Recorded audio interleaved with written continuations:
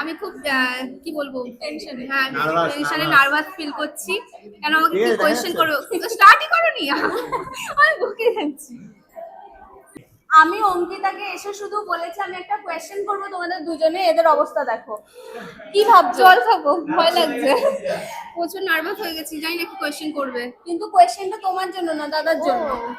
বলো বলো তাহলে আমি আমার কোনো চাপ নেই তাহলে বলো। এই যে তুমি যে এত সুন্দর একটা মেয়েটাকে এত কাঁদাও, সেটা কেন কাঁদাও বলো বলো। ওটা তো ভিডিওর জন্য ও, কাঁদাতে হয়। ভিডিওর জন্য কাঁদাতে না হয়? কাঁদালে তো ভালো আসবে না ভিডিও, তাই না? না কাঁদালে ভিউজ আসবে না, ভিডিও views আসবে না। গোপন রহস্য আমরা জানতে পেরেছি কিন্তু এখানে।